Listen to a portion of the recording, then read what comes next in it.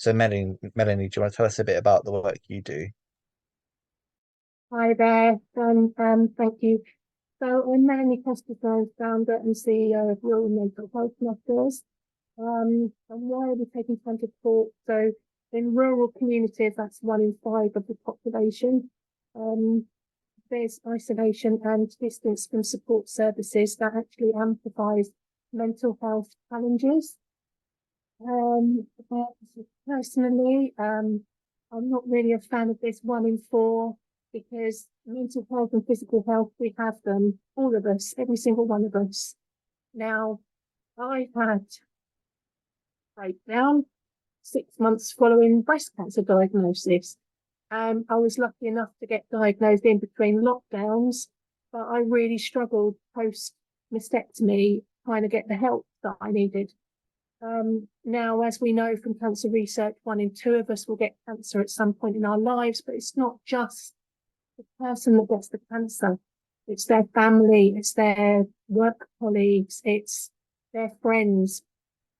And there doesn't seem to be any connection between treating you physically for the cancer and what happens to you mentally. And I just want to sort of say to you, the word cancer, it's very scary, isn't it? You just think of the word cancer, you're never the same person again. So after you've had your treatment and you're okay, you're not actually okay. So people often say to me, oh, you're a cancer survivor. And I say, no, I'm not. I'm surviving cancer. I'm still surviving. And the reason I set up Rural Mental Health Matters is because there isn't an organisation that represents the rural voice collectively. As I said, 1 in 5 people live in rural communities.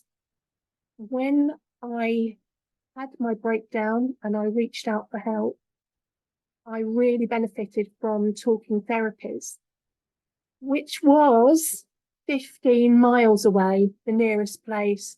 And as you've heard from Linda, I also live in Dorset, rural Dorset. Actually, wasn't even in Dorset, it was in Somerset. And it was about 45 minutes to an hour each way. But the talking therapies helped, really helped. So talking about it, you feel like you can't because it's cancer and you can't burden people, but it's so important that you talk about it. Anything physical affects us mentally, whether it's an illness, whether it's a disability. I also live with disabilities, lots of them, most of them hidden disabilities. And one of the things that's with me every single day is chronic pain. And do you know that I have had 3, 4, 5 consultants that specialize in the disabilities that I've got? And I think one of them has asked me how that chronic pain affects me mentally. One. So I suppose the takeaway message is, as I said, what affects us mentally affects us physically and vice versa.